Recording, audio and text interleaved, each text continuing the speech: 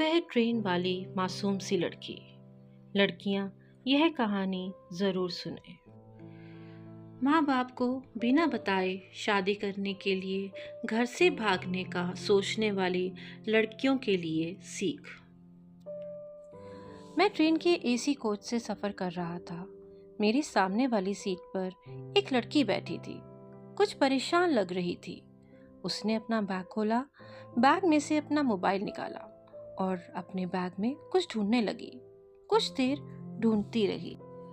फिर उसने मुझसे कहा, एक्सक्यूज मी, क्या आपके पास मोबाइल का पिन है? क्या आप मेरा यह मोबाइल खोल देंगे?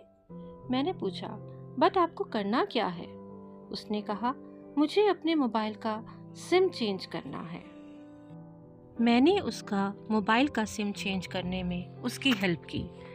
थोड़ी देर में मैंने देखा वह परेशान नज़र आ रही थी। मैंने पूछा, कोई परेशानी है क्या? उसने कहा, हाँ, मेरे मोबाइल में सिग्नल नहीं आ रहे हैं। मैंने कहा, मुझे अपना मोबाइल दिखाइए। मैंने उनका मोबाइल देखकर उन्हें कहा कि अभी आपका सिम एक्टिवेट नहीं हुआ है, इसे एक्टिवेट होने में थोड़ा समय लगेगा। लड़की थोड़ा परेशान होकर कहती है, ओहो। मैंने कहा, आप परेशान मत हो, थोड़ा वेरिफिकेशन के बाद आपका फ़ोन चल जाएगा। लड़की परेशान सी हुई। उसके चेहरे पर परेशानी साफ नज़र आ रही थी। उसे परेशान देखकर मैंने बड़े आराम से उन्हें कहा कि अगर आपको कोई कॉल करनी है तो आप मेरा फ़ोन इस्तेमाल कर सकते हैं। लड़की ने कहा, नहीं, अभी तो मुझे कोई कॉल नहीं करनी है, पर मुझे यह नहीं पता यह सिम किसके नाम से ली गई है। वेरिफिकेशन कैसे पूरा करूँगी? मैंने कहा, कोई बात नहीं, एक बार सिम एक्टिवेट हो जाने दीजिए।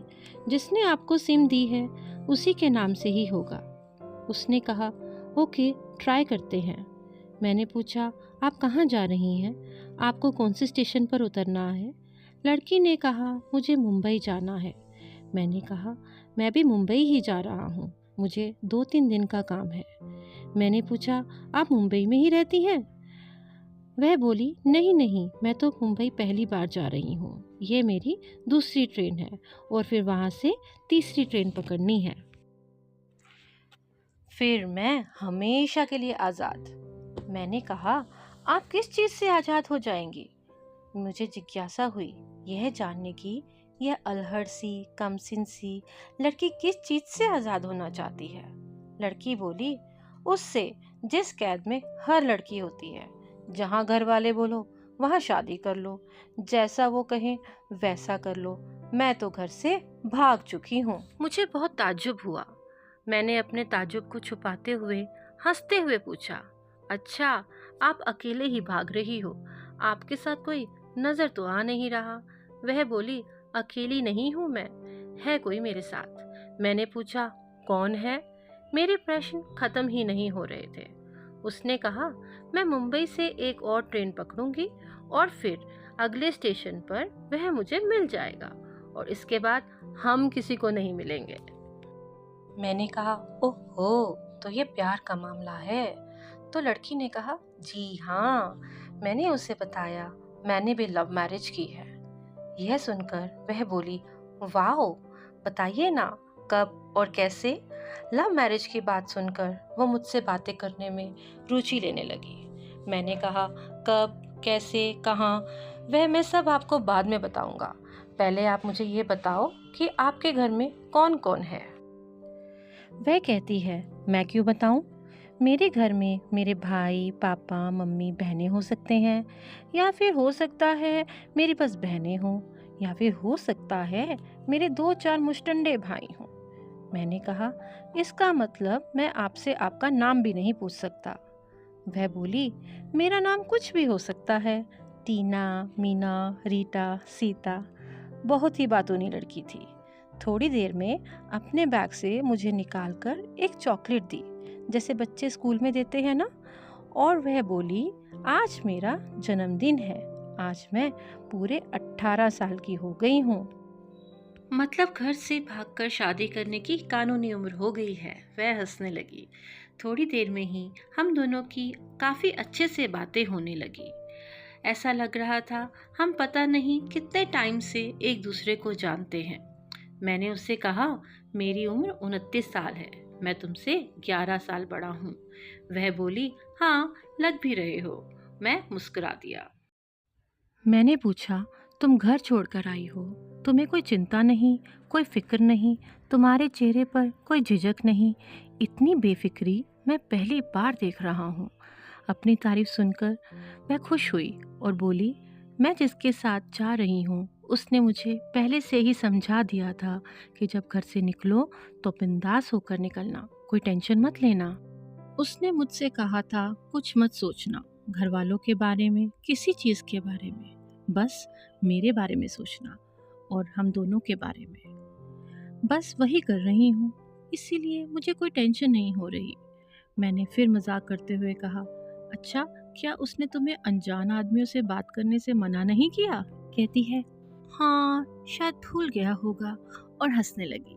मैंने कहा, वैसे तुम्हारा बॉयफ्रेंड है बड़ा होशियार, टैलेंट है उसमें कि उसने तुम्हें आराम से अपने घर से निकलवा दिया, तुम्हें फ़ोन भी दे दिया, सिम भी दे दिया, और तुम्हें 3 ट्रेन भी बदलवा दी ताकि तुम्हें कोई ट्रैक ही ना कर सके। Very talented person. लड़की ने कहा, हाँ वो तो है ही बड़ा होशियार, उसके जैसा इस दुनिया में कोई नहीं। मैंने उसे बताया कि मेरी शादी 6 साल पहले हुई और मेरा एक बेटा है 2 साल का। मैंने उसे अपने बेटे की फ़ोटो दिखाई। वह कहती, वाओ ये तो बहुत क्यूट है। मैंने कहा, जब ये पैदा हुआ था मैं इंडिया में नहीं था, मैं इंडिया से बाहर नौकरी करता था, लेकिन मेरे बेटे के पैदा होने के बाद मैंने वह नौकरी छोड़ दी। वह बोली, क्यों छोड़ दी नौकरी? मैंने कहा, जब मेरे बेटे का जन्म हुआ तो मैं कुछ समय के लिए छुट्टी लेकर आया था, लेकिन उसे गोद में उठाकर मुझे लगा यही जन्नत है। मैं उसे बड़ा होते देखना चाहता था। अपने कुछ रुपयों की नौकरी के लिए मैं उसे छोड़कर वापस ना जा सका और मैंने यही रहने का फैसला किया। वह बोली, उनको अपने साथ ले जाते। मैंने कहा, उस समय पॉसिबल नहीं था, काफ़ी टेक्निकल प्रॉब्लम्स थी, तो मैं साथ नहीं ले जा पा रहा था, उसके लिए बहुत लंबा समय लगता। लड़की कहती है, वेरी इम्प्रेसिव, और मुस्कुराकर खिड़की की तरफ देखने लगी। और फिर लड़की ने पूछा, अच्छा आप यह तो बताओ, आपने जब लव मैरिज की आप भागकर कहाँ गए, कैसे गुजारा किया? उसकी बातें सुनकर मुझे महसूस हो रहा था कि कितनी मासूम है, वह लड़कपन के शिखर पर मौजूद है। मैंने कहा, हमने भागकर शादी नहीं की, और तो और जब मेरी वाइफ के पिताजी ने मुझे पहली बार देखा था उन्होंने मुझे देखते ही बिल्कुल मना कर दिया था। पर उन्होंने आपको रिजेक्ट क्यों किया, वह पूछती है। मैंने कहा, जाति, धर्म, नक्षत्र, शक्ल, इसका कोई भी कारण हो सकता है। इन्हीं कारणों के कारण जो रिश्ता बनने वाला होता है उसमें काट पड़ जाती है। की बोली, हाँ बिल्कुल सही बोल रहे हो, पर फिर आपने किया क्या? मैंने कहा, मैंने कुछ नहीं किया।